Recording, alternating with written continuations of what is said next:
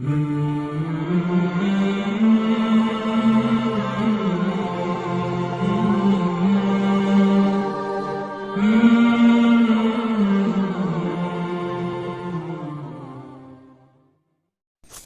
کی اس ویڈیو میں ہم حضرت خباب بن ارت رضی اللہ تعالیٰ عنہ کا واقعہ بیان کرنے جا رہے ہیں۔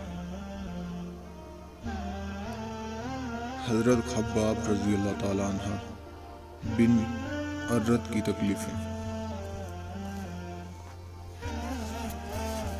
حضرت خباب رضی اللہ تعالیٰ عنہ بن ارت بھی انہی مبارک ہستیوں میں ہیں جنہوں نے امتحان کے لیے اپنے آپ کو پیش کیا تھا اور اللہ کے راستے میں سخت سے سخت تکلیفیں برداشت کی۔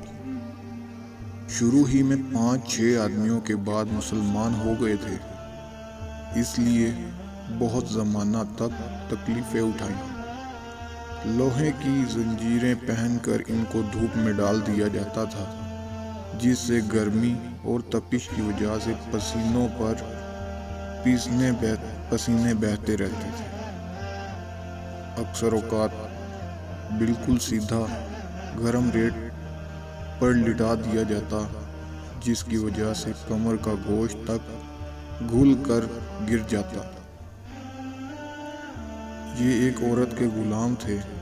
اس کو خبر پہنچی کہ یہ حضور اقدس صلی اللہ علیہ وآلہ وسلم سے ملتے ہیں، تو اس کی سزا میں لوہے کو گرم کر کے ان کے سر کو اس سے داغ دیتی تھی۔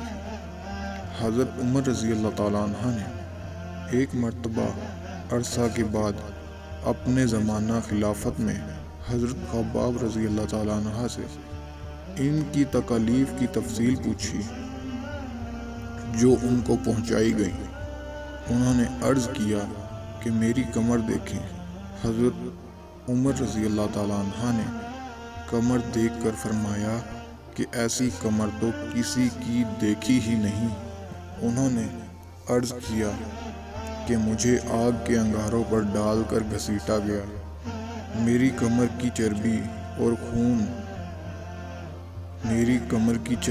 خون سے وہ آگ بجھی۔ ان حالات کے باوجود جب اسلام کو ترقی ہوئی اور فتوحات کا دروازہ کھلا تو اس پر رویا کرتے کہ خدا نخواستہ ہماری تکالیف کا بدلہ کہیں دنیا ہی میں تو نہیں مل گیا۔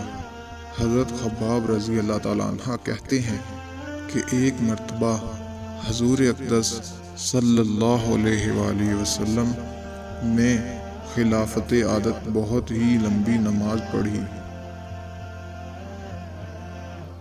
صحابہ رضی اللہ تعالیٰ عنہ نے اس کے متعلق عرض کیا تو حضور اقدس صلی اللہ علیہ وآلہ وسلم نے ارشاد فرمایا کہ یہ رغبت و ڈر کی نماز تھی، میں نے اس میں اللہ تعالیٰ سے 3 دعائیں کی تھیں، 2 ان میں سے قبول ہوئیں اور 1 کو انکار فرما دیا۔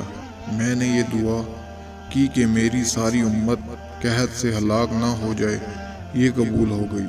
دوسری یہ دعا کی کہ ان پر کوئی ایسا دشمن مسلط نہ ہو جو ان کو بالکل مٹا دے، یہ بھی قبول ہو گئی۔ تیسری یہ دعا کی کہ ان میں آپس میں لڑائی جھگڑے نہ ہو، یہ بات منظور نہیں ہوئی۔ حضرت خباب رضی اللہ تعالیٰ عنہ کا انتقال 33 ہجری میں ہوا اور کوفہ میں سب سے پہلے صحابی یہیں دفن ہوئے۔ ان کے انتقال کے بعد حضرت علی کرم رضی اللہ تعالیٰ عنہ کا گزر ان کی قبر پر ہوا تو ارشاد فرمایا، اللہ خباب رضی اللہ تعالیٰ عنہ پر رحم فرمائے، اپنی رغبت سے مسلمان ہوا اور خوشی سے ہجرت کی اور جہاد میں زندگی گزار دی اور مصیبتیں برداشت کی۔ مبارک ہے وہ شخص جو قیامت کو یاد رکھے اور حساب کتاب کی تیاری کرے اور گزارا کے قابل مال پر قناعت کرے اور اپنے مولا کو راضی کر لے۔ فائدہ: حقیقت میں مولا کو راضی کر لینا انہی لوگوں کا حصہ تھا کہ ان کی زندگی کا ہر کام مولا ہی کی رضا کے واسطے تھا۔ جو کچھ پڑھا سنا اللہ پاک اس پر عمل کرنے کی توفیق عطا فرمائے اور دین کو پورے کا پورا سمجھنے میں ہماری مدد عطا فرمائے۔ السلام علیکم ورحمۃ اللہ وبرکاتہ۔